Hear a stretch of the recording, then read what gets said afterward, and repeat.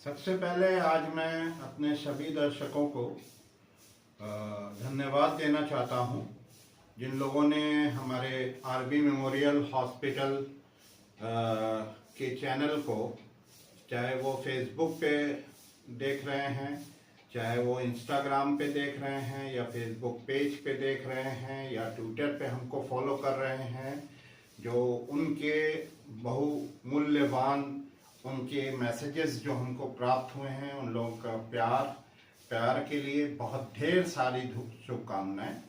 और एक चीज़ का आप लोगों सभी लोगों से अनुरोध भी करूंगा कि हमने ये पाया कि हमारे चैनल्स को लोग व्यू तो कर रहे हैं, लाइक भी कर रहे हैं, मगर सब्सक्राइब नहीं कर रहे हैं।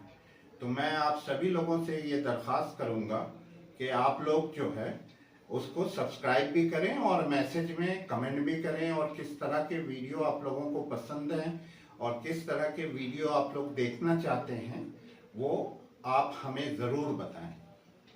अब मैं आज के अपने टॉपिक पे आना चाहता हूं। आज सबसे ज़्यादा जो लोगों में उलझने और परेशानियां हैं हृदय को लेके, सब लोग ये सोचते हैं कि किसी भी तरह का जो चेस्ट पेन होता है, छाती का दर्द होता है, सीने का दर्द होता है, वो हार्ट अटैक का पेन होता है। ऐसा बिल्कुल नहीं है, और इसके लिए मैं कुछ आज आप लोगों से बातें करना चाहता हूं। सबसे पहली चीज, जो हमारी चेस्ट कैविटी है, इसमें हार्ट रहता है, तो हमको हार्ट की एनाटॉमी को बेहतर तरीके से पहले जानना होगा। तभी तो हम ये बात कह सकते हैं कि जितने भी चेस्ट पेन होते हैं सीने के, वो हृदयघात के पेन नहीं होते हैं। पहली चीज जो मैं आप लोगों के सामने रखना चाहता हूं कि भगवान की तरफ से हमारे ये जो पूरी कैविटी है, इसको दो कैविटी में बांटा गया है, जिसको एक को एब्डोमिनल कैविटी कहते हैं और एक को चेस्ट कैविटी भी कहा जाता है, और इसको मेडिस्टेनल कैविटी भी कहा जाता है। ये एकदम बीचों बीच में होती है। तो मैं ये आप लोगों से कहना चाहता हूं, हार्ट जो है इसी मेडिस्टेनल कैविटी में स्थित होता है, मगर उसके अलावा बहुत सारे बॉडी के ऑर्गन हैं जो मेडिस्टेनल कैविटी में रहते हैं। इसमें दो बड़े बड़े फेफड़े रहते हैं जिसमें ऑक्सीजन भरा होता है, एक ईसोफेगस जिसको खाने की नली बोला जाता है वो रहता है। दूसरी चीजें ये रहती हैं कि इसमें ट्रैकिया जो सांस की नली होती है वो भी एकदम सेंट्रली प्लेस्ड रहती है। और जो इसमें जो ऑर्गन जो सबसे महत्वपूर्ण होते हैं, इसमें कई प्रकार की नर्व होते हैं जिससे रेफर्ड पेन भी होता है। स्पाइन भी रहती है, हमारा जो वर्टिब्रल कॉलम है वो भी रहता है। दूसरे ये जो दोनों कैविटी को बांटता है, इसमें डायफ्राम होता है जिसमें एक छिद्र होता है, उससे फ्रेनिक नर्व जो है जो वो इंटर करती है मेडिस्टेनल कैविटी में।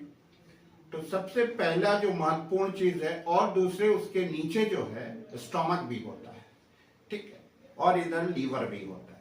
तो इसमें इसको अब ये समझ में आ गया कि कितने ऑर्गन्स इस चेस्ट कैविटी के अंदर रहते हैं, और अगर इसमें पेन होता है तो आपको वो दर्द छाती में ही होता है।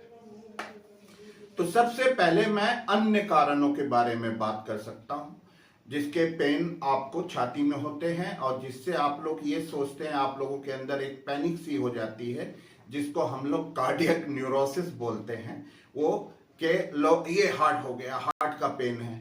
ऐसा बिल्कुल नहीं है। हाँ, सचेत रहना बहुत जरूरी है, अपने डॉक्टर से मिलना, उसके बारे में बात करना ये बहुत जरूरी है। मगर मैं फिर दोबारा कहना चाहूंगा कि every chest pain is not of cardiac origin. तो जो फेफड़ा रहता है, फेफड़े से प्लूराइटिक पेन भी आपको हो सकता है यहाँ पे।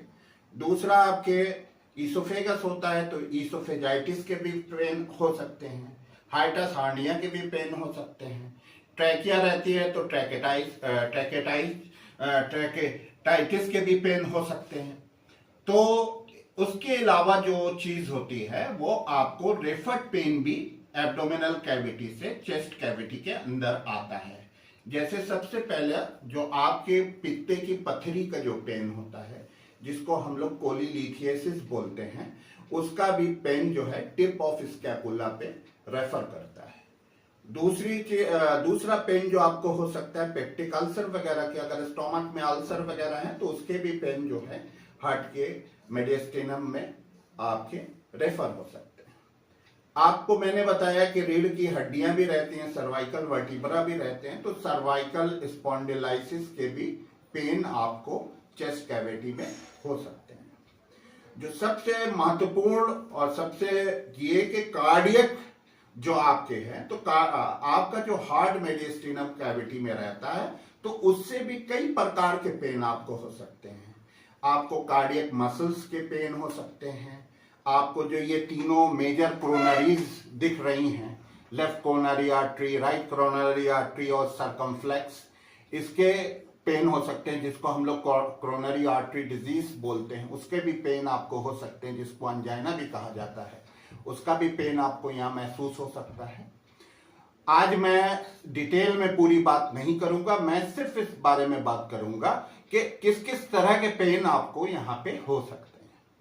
दूसरी जो चीज इसमें आपको हो सकती है, आपको कार्डियक मसल्स के पेन हो सकते हैं, जिसको हम लोग कार्डाइटिस कहते हैं, मायोकार्डाइटिस कहते हैं, और कार्डियोमायोपैथी के भी पेन हो सकते हैं। कार्डियोमायोपैथी में जो सबसे कॉमन मायोपैथी का पेन होता है और जो सबसे फैटल होता है, वो होता है आपको पोस्टपार्टम कार्डियोमायोपैथी।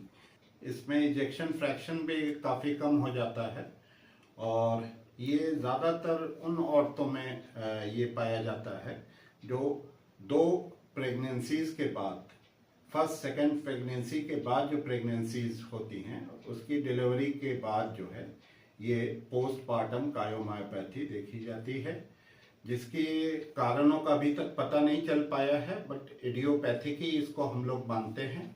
और इसमें पोस्टपार्टम कुछ इन्फेक्शंस होते हैं, उसके कारण से ये हो सकता है, जो काफ़ी कॉमनली इफेक्ट करता है। और इसमें जो है इजेक्शन फ्रैक्शन काफ़ी हद तक कम हो जाता है, 20%, 30%। इजेक्शन फ्रैक्शन का मतलब ये होता है कि हृदय की काम करने की क्षमता।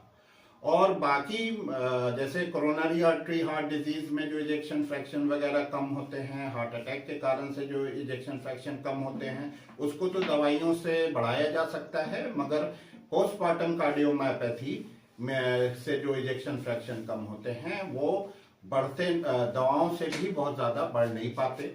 और अल्टीमेटली ऐसे पेशेंट्स में जो है वो कार्डियक ट्रांसप्लांट वगैरह इंडिकेटेड होता है, आर्टिफिशियल हार्ट वगैरह की ज़रूरत पड़ सकती है, और उसके बाद जो है उसमें इजेक्शन फ्रैक्शन बढ़ता है। धन्यवाद।